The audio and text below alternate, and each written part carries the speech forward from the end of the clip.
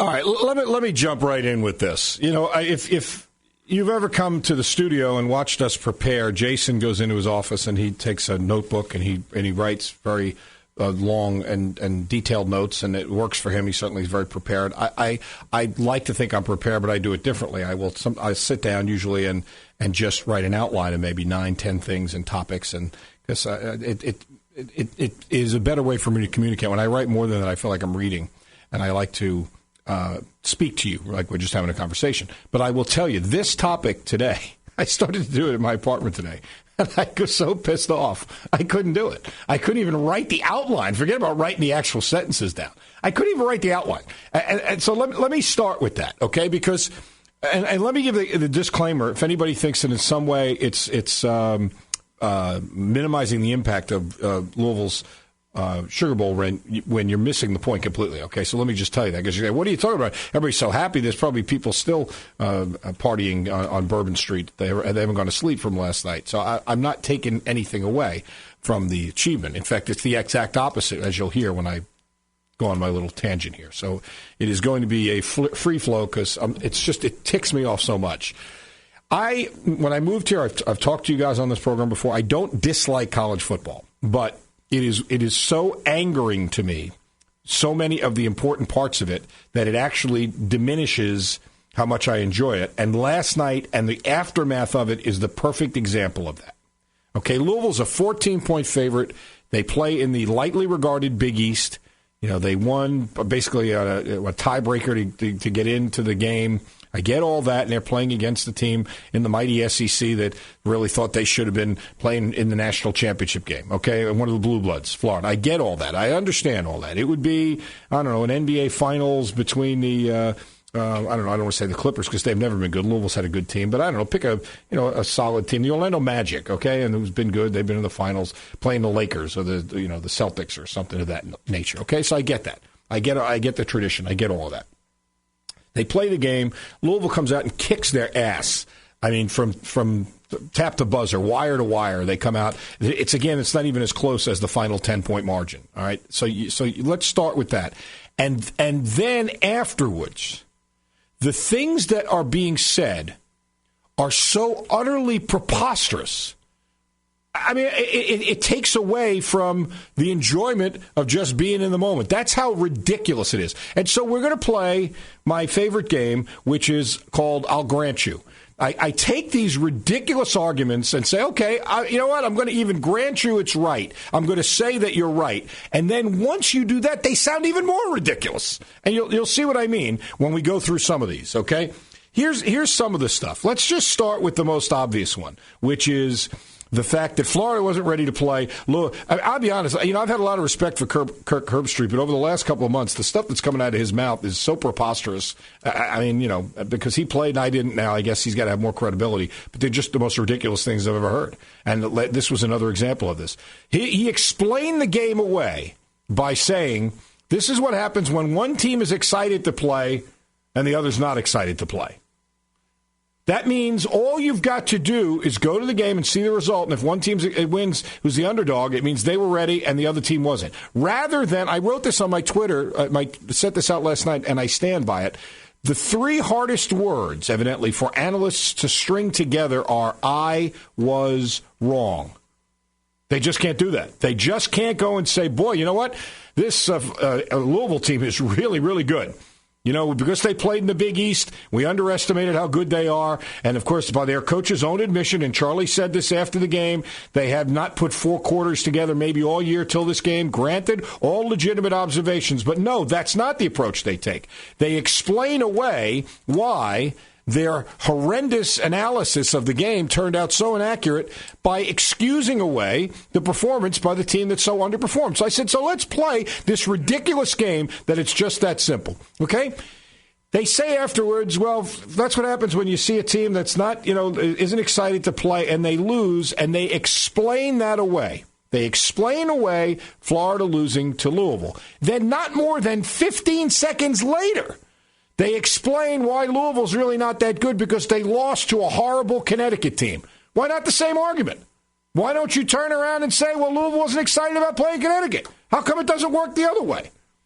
Because the argument only works when it purports what you want to continue to put out there, which is, I was right. And my analysis of the game is Florida's much better, and I wasn't wrong, so I'm going to come up with these explanations. So I said, okay, even though that's ridiculous, why not be consistent with it at least? Because, around here, people had already written off Connecticut as a game Louisville was going to win. You can make the case, in fact, if you want to buy into this preposterous theory, that Louisville was looking past Connecticut more than Florida was looking past Louisville. But I never heard anybody bring that up. That's the first part. So even if you buy that ridiculous theory, at least be consistent with it. And you're not. So that's annoying. Then you get this from Mike Greenberg on Mike and Mike this morning. Says this, that's why college football, the regular season is more meaningful. And if they played this game in November, Florida would win it. Okay.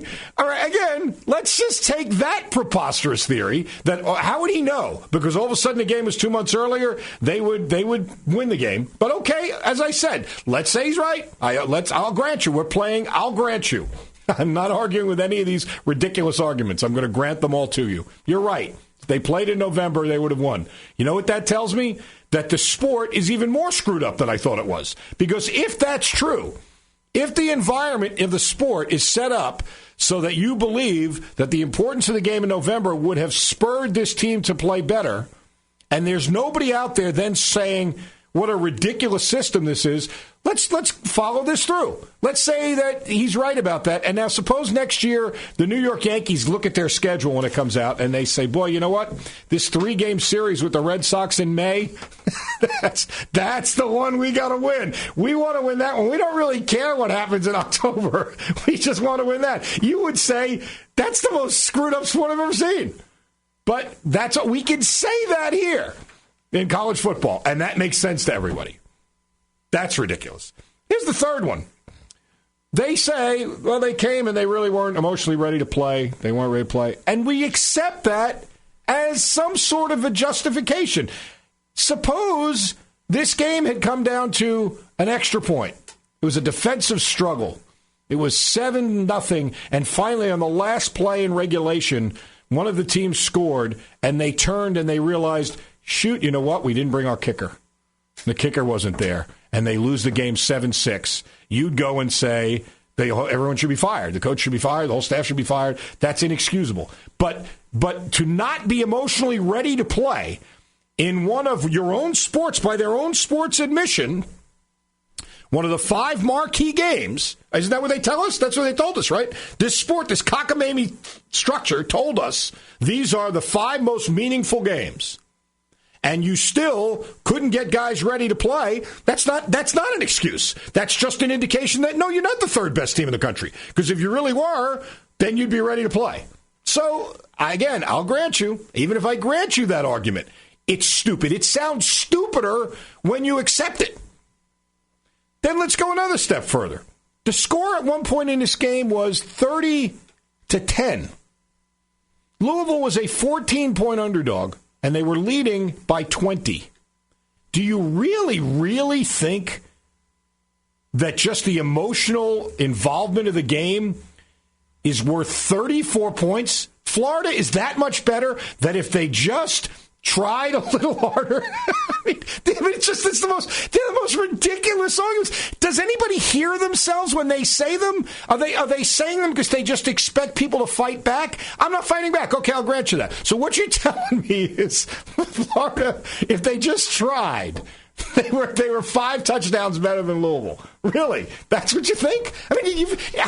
Have you lost your mind? And I guess Elam and Bostic weren't trying when they took the head off of Teddy Bridgewater, took the head off of Jeremy Wright, and nearly killed Kai Dominguez. That was going to be my 6th point. Which was a 15-yard penalty. I was going to say, what were they looking at to determine they weren't trying? The first play of the game, they almost knocked Teddy across the Louisiana border. So what are you talking about? Just because it serves your own theory. It serves your own theory that, no, I wasn't wrong. And let me explain to you why it didn't turn out the way I said, because I'm right. No, what happens is, Jackwad, you're wrong. Just have the guts to stand up there and say, I was wrong. There's so many things. Here's another one. There's the herd mentality. I'm not talking about Colin. The herd mentality of the media. And they do this. They very frequently write for each other, not necessarily for the fan base or for accuracy. They write for each other. They may not admit it, but I know that's true, and I've seen it way more times than I can, off the top of my head, document. Although if you wanted me to, I could rattle 10 off the top of my head right now. And what that means is there is a mindset that you must have to be regarded as a serious journalist. It's like your passport to credibility. And if you want to be regarded as credible, these are the accepted things you can feel. Don't read too much into this. Don't tell me liberal bias or right-wing stuff. I'm not talking about that. I'm talking about things that are not politically charged, that are just how you are regarded by your peers. Are you a serious journalist or not? You must disparage the Big East at every opportunity. You have to. That's a given. You have to call everybody in the league terrible and make comments like that. You must pray at the altar of the SEC, and I understand how good the SEC is, but you then also must look for opportunities to show you're fair-minded. Teddy Bridgewater is the passport to that right now. It's okay now to talk about him as a Heisman candidate next year. And so now the media, the herd, has decided. They've looked at each other and they said, we can talk about him that way. It's okay. If I do that, I'm not considered okay, good. All right, check. Now Teddy's a Heisman candidate. And then they can say, well, what are you talking about? I don't have a bias. I don't have a bias. I just said the guy from the Big East could be a Heisman candidate. It's a herd mentality. This guy's a good guy. This guy's a bad guy. The mindset changes. Tom Coughlin was a automaton, an emotionless automaton who was a dictator. That was the viewpoint. He won a couple of championships. He did try and adjust some things, but it doesn't matter. The fact is, the accepted wisdom now for the media is that's not true. That's not. He's a guy who, showed some flexibility and changed some things, and it's unbelievable. And so the mindset is, Teddy is okay. Teddy has gotten the pass. Teddy has gotten the pass that says he's okay to talk about as a Heisman candidate. You can talk about Louisville's program in that regard nationally, but you can't talk about any of the other things or any of the other teams that way because their league stinks and they're really not that good, and the SEC is the be all and end all. Don't get me wrong, the SEC is a great football league, but my point is the way that certain mindsets of college football must be perpetuated by the various mouthpieces is really annoying, and to me it takes away from the championship. Because again, I'll grant you the argument. Let's say Teddy's really that good. Let's say, he is. He is that good. Don't get me wrong. He's the best player in the field last night, and I love the kid. He's a nice kid, and he's a great player, and you're seeing something legendary here. In fact, I'm going to give you an example of that in just a minute. But when you know what Ed Cooley told me last night from Providence? Ed Cooley, the coach of Providence, told me before the game last night, he said this Louisville team is better and markedly better in his mind than the UConn team that won the national championship a few years ago with Kemba. Okay? And if you look at that, you can understand why he'd say that. They're across the board. They got probably better players. But what did UConn have that year? They had the best player in the country, and he was. Kemba Walker, for that 2 months or month and a half or whatever it was as good a college player as I've ever seen in my life. That's how good he was. Okay, now, and that meant they rode that to the championship, and did anybody think they were not a worthy champion? When that championship game ended and UConn cut the nets down, did the next day basketball's equivalent of Kirk Herbstreit come on and talk about, well, they only won because, I don't know, the 6 teams they played were ready to play, or they were the 9th place team in the Big East, so they weren't regarded? No. How can you really get up for an Elite Eight game, Bob? It's the Elite Eight. It's not the Final Four. It's the Elite Eight. How do you get kids ready to play in that game? Exactly. So, again, I'll grant you that ridiculous argument, and then the more you talk about it, the stupider it sounds. But even if you bought that, then why wouldn't you say the same thing about this? This kid is that good. He is so talented and so good that he almost single-handedly could hoist them on his back and carry them to a championship. It was a Sugar Bowl championship. But no, you can't talk about it that way. You always have to focus on why you were right in your analysis, even though the game didn't come out anything remotely like you thought it was going to. So you explain it away. And if it gets to that point, I swear to you, what college football should do is get the 8 richest programs, or the 10, in the beginning of the season, and rotate who gets to be called the champion. Don't play any games. Just don't play any games at all. Just you can be champion this year, you be champion the next year. Make sure you keep those guys out. Let's get all our money. And because if you play the games, even after the games, the story doesn't change. And, again, this is the list. I'm doing this off the top of my head. This is what I had on the paper. That's the whole point. If they are the number 3 team in the country, and rather than explain away that they weren't ready to play, you should be ripping them mercilessly that they weren't ready to play, because Florida State came out against a team that is clearly not even remotely in Louisville's class in terms of tradition and presence in the BCS. And what did they do? They punched the clock and they got it done. And they won, by how many did you win? By 28 or whatever they won by? So Florida State must be a better team than Florida. I mean, because you know what? When did the mental preparation not become important to play? I remember the year I was doing the TV work here for Channel 32, and it was UCLA, who I think was the defending champion, and they got Princeton in the first round. And they were pissed because Princeton, they only got a 4 seed, and they had to play Princeton, who was a 13 seed. And they were mad about that, and they whined about it the whole week. And of course, the outcome was the first game of the tournament. Princeton backdoored them to death, beat them, sent them packing. And you know what? We said correctly, no excuses. I didn't hear anybody apologizing away for UCLA. What they said was that's inexcusable. You got to get ready to play the game. That's the team that you're playing. That's what your sport, that's the system your sport put in place. That's the team you got in the first round. If you weren't ready to play, I didn't hear the equivalent of Kirk Herbstreit coming out and saying, that's really a shame. They weren't ready to play. They're much better. They should know. Princeton came out. Here's how Princeton beat them. Remember, we celebrated Pete Carrill. Oh, the backdoor cuts, the slashes, the layups, how great it is. Here, we celebrated Charlie a little bit. But honest, come on, let's tell the truth. Some of the celebration for Charlie was a little bit like a circus act. Like, he really stayed there? Come on, right? I mean, there was a little bit of that. There was a little bit of, he stayed? And you know what? And that's why, if you really want to get to the core of it, this maybe angers me more than for any other reason.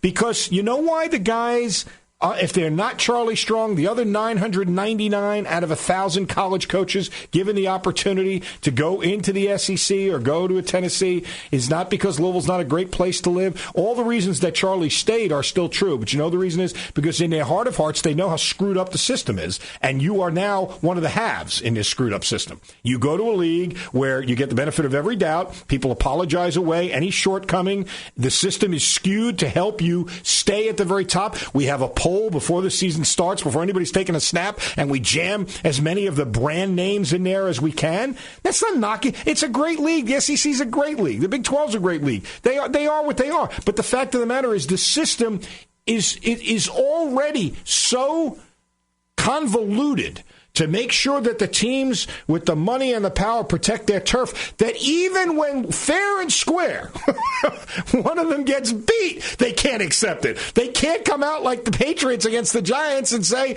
we lost the Super Bowl. They got we were ready to play. The NFC's not really as good as the AFC. We didn't know.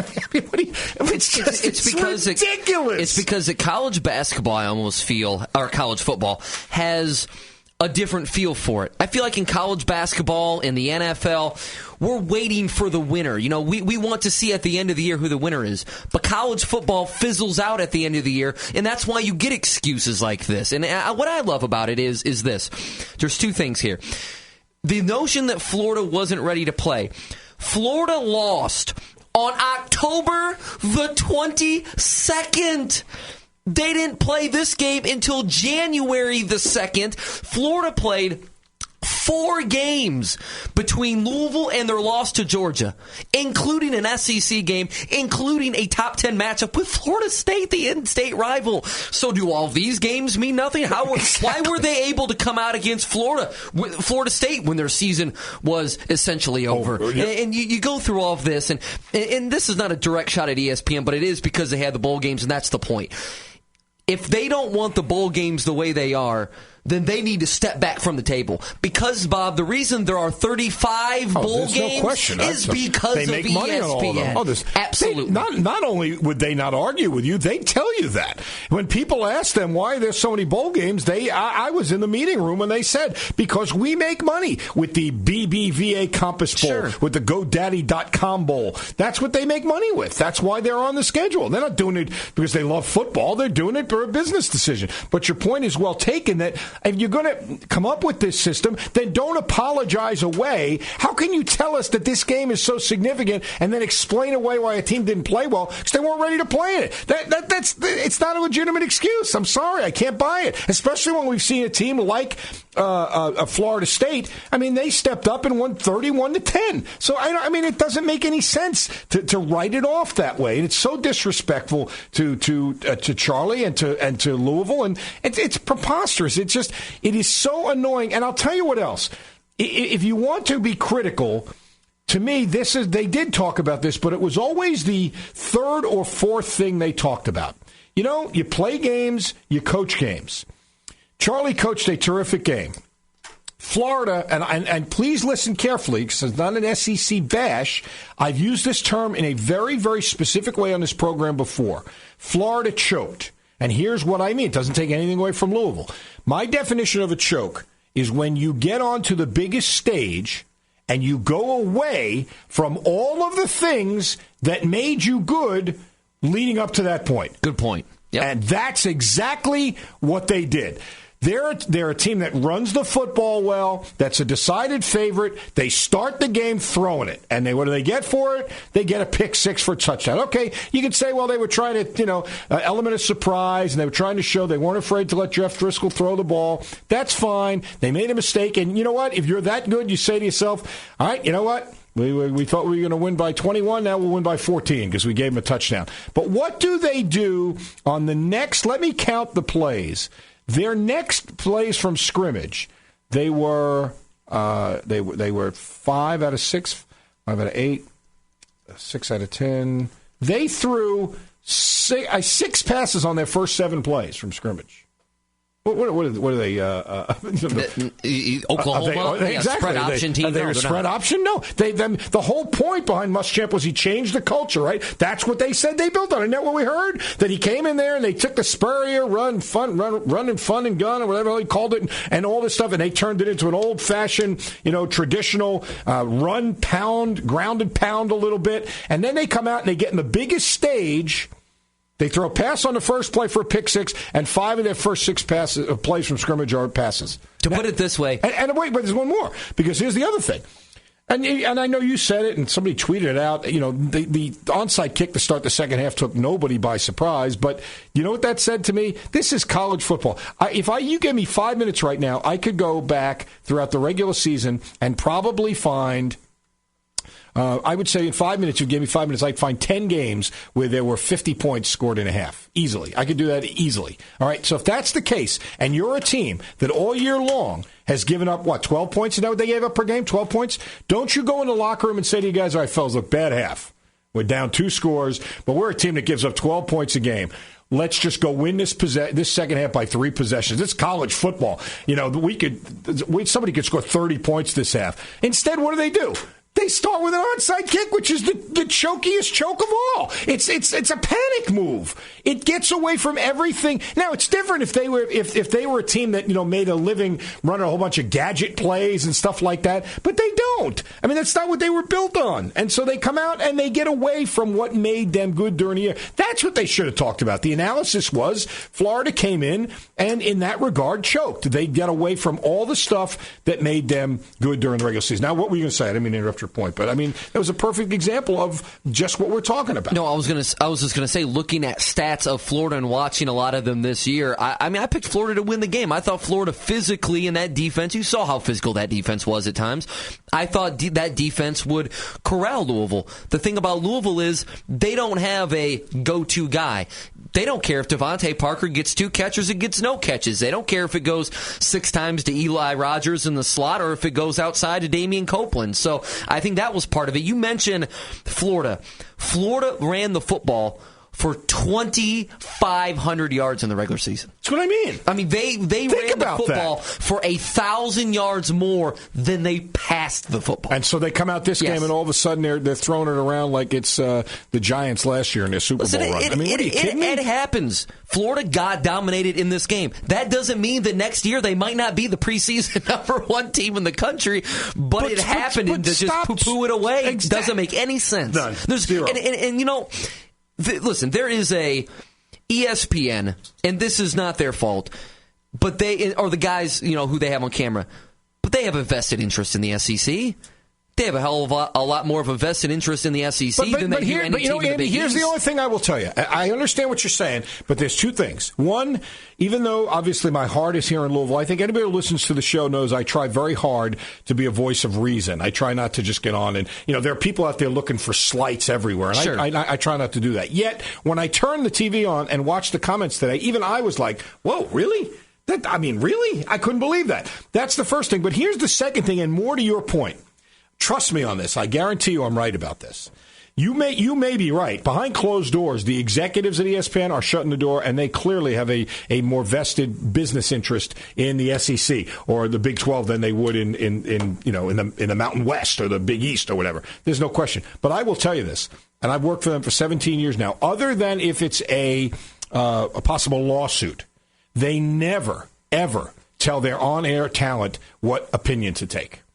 They never do. They won't do it. Except for Tim Tebow. Well, sorry. Okay, but except for Tim Tebow, yes. Okay, but they won't let you. No, I'm not talking about that show with Stephen A. and that one. They will get behind closed doors and they'll decide ahead of time. All right, let's debate this. That's different. You know, the show, when the name of the show is Embrace Debate, they each take a side and they'll debate it. But I'm talking about game analysts. I'm talking about Herb Street and Pollack and McShay and Kuiper and all. They don't tell those guys a thing. If Mel Kiper wanted to go on the air and say that Eastern Illinois is the best football team in the country, there's not a person there that would try and rein him in. That's what he's there for. So my point is, this is the analysts. This is the analysts. And it ticks me off that these guys who played the game have to perpetuate that line. Nobody's asking them to do it. Have the guts to stand up there and get out of the herd. Instead, they get lockstep, they join arms, and it's kind of like, okay, what have we decided? We decided this team sucks, this league's great, we're going to explain away things for this team.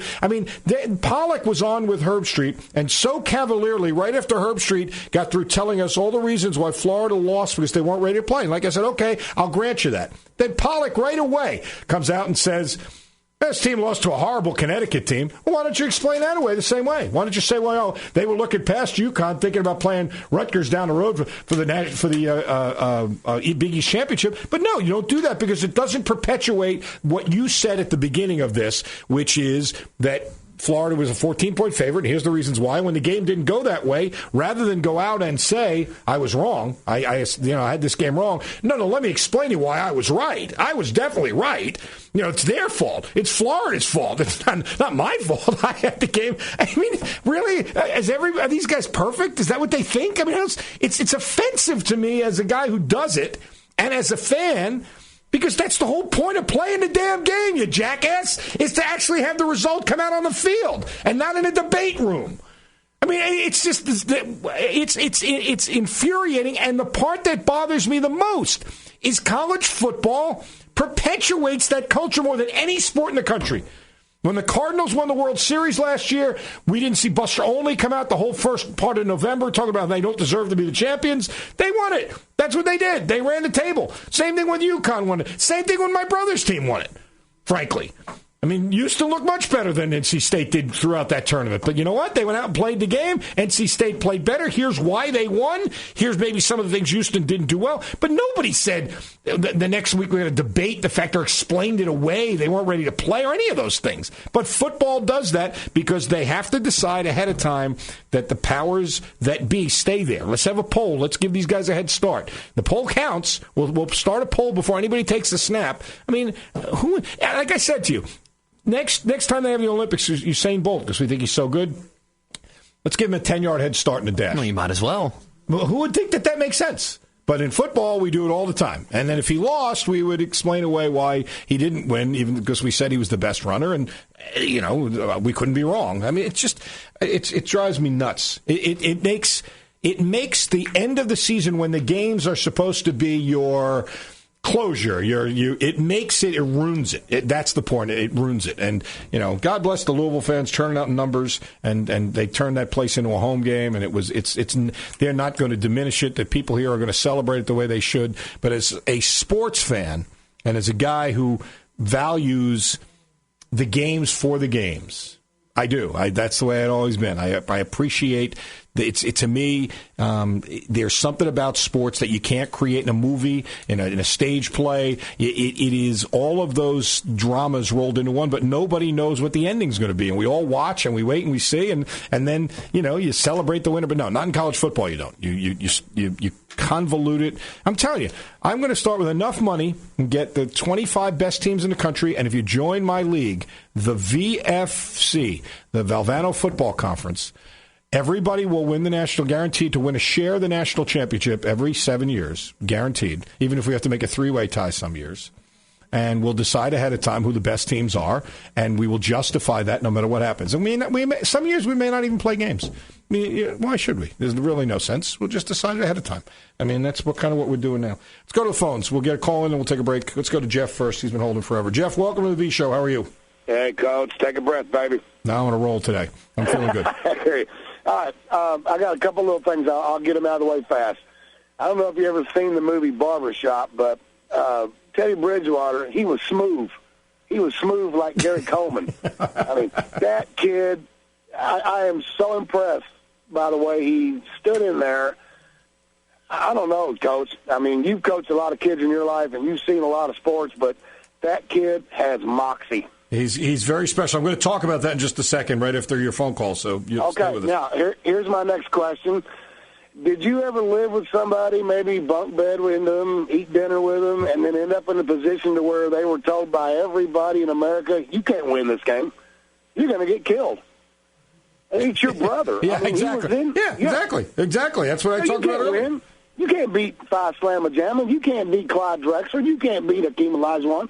I mean, Louisville stepped up and did what they had to do. Exactly. And instead of celebrating it, we had to listen to a bunch of jackwads trying to explain away why it happened, and that ticks me off. That's what. Well, the only reason Kirk Herbstreit's allowed on my TV is my wife thinks he's cute. Other than that, I don't listen. No, he's a good-looking fellow. We got to give him his due. But here's my last comment. Okay. I think Charlie Strong understands now that, brother, we will follow you to the ends of the earth. I mean, that crowd. When he offered the game ball to the Louisville fans, I was wide awake at midnight. I was so glad to see Charlie say, this game ball goes to these people out here, because I think it finally dawned on him. Hell with your card march and people not getting out of their seats. They were in New Orleans, weren't they? Absolutely. Couldn't agree with you more, Jeff. Good call. Thank you. Nick, play this, because this is the point I was trying to make. Remember I said earlier about Kemba Walker and leading UConn to the championship. And if you remember on yesterday's show, we were talking yesterday, or I guess it was yesterday, it's the only show I've done since I had the heart attack. They were talking about athletes that have it. They have the ability to, even in the opponents, they elicit. Remember the guys asking Peyton Manning for his autograph? Teddy's got that on the college level. This is the post-game interview. And listen, it's with, I don't know who's doing it from ESPN. It's Quint Kesnick. He was a good lacrosse player. He was a lacrosse goalie at Johns Hopkins, by the way, if you're scoring at home.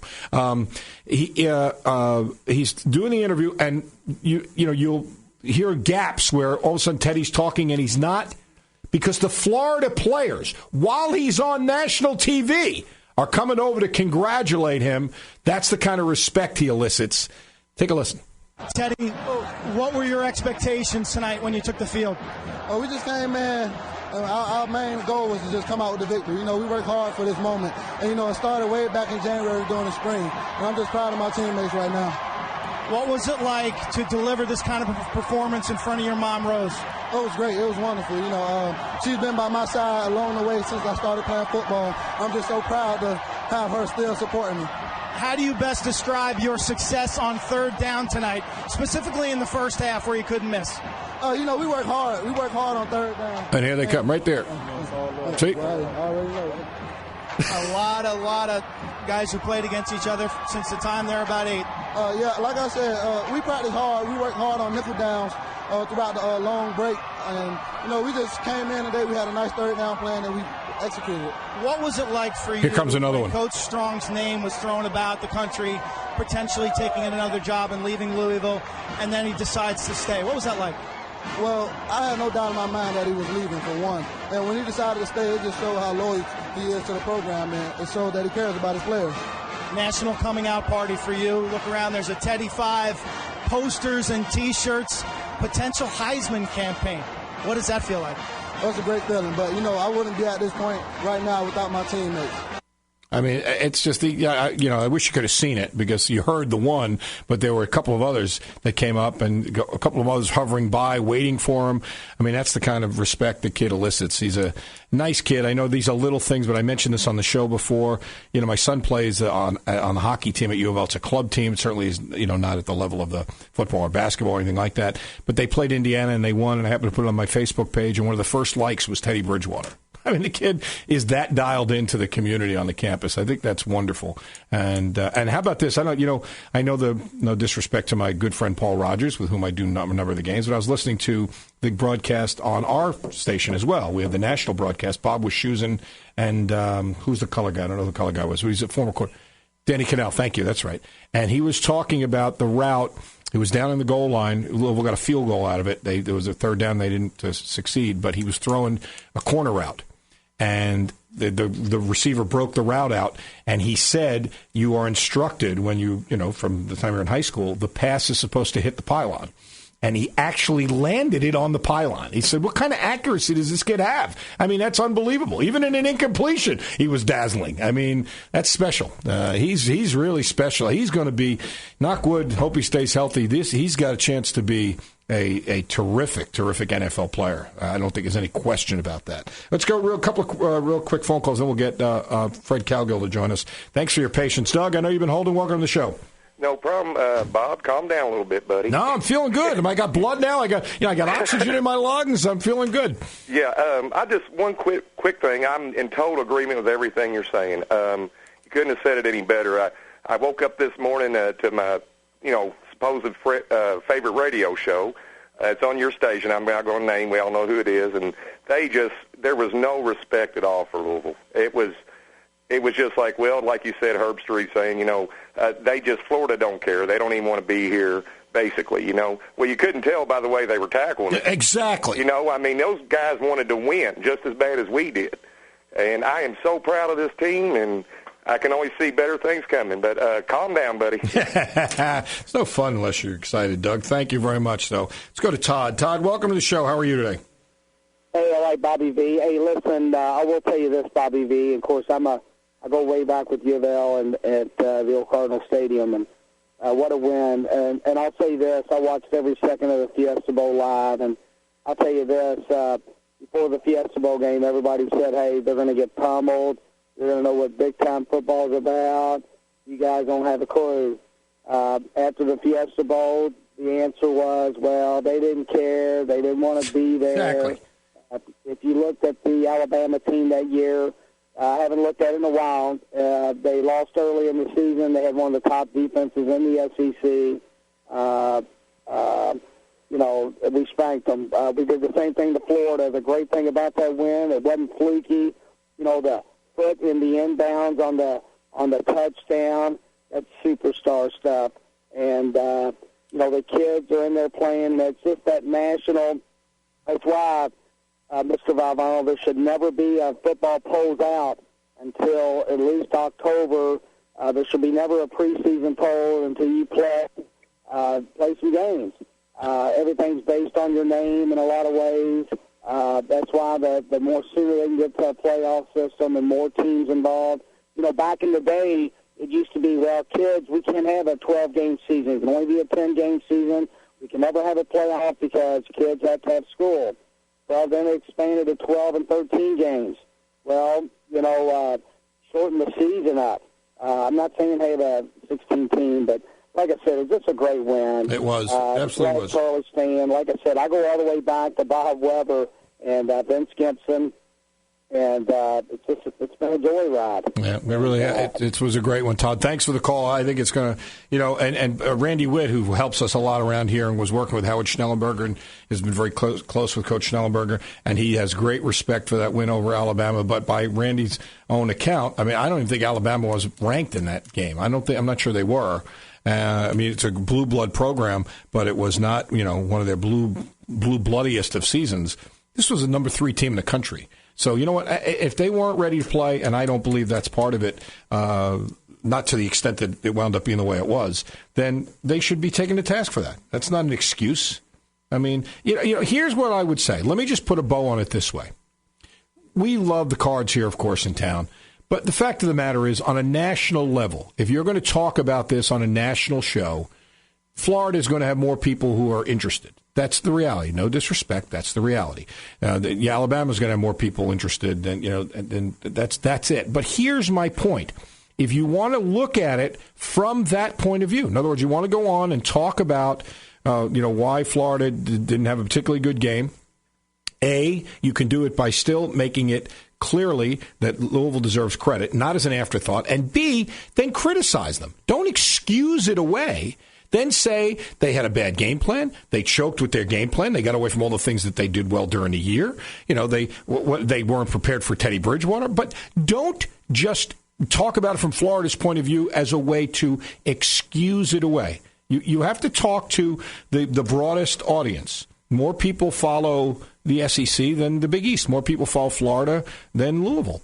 Across the country, that's the reality. And if it's a national show, I get it. But stop taking the point of view that now we got to explain it from their point because more people know them as if it's excusable. It's legitimate defense that they weren't ready to play. Preposterous. I mean, and first of all, I don't even think that's the case for the litany of reasons we talked about. We had 45 minutes in the show.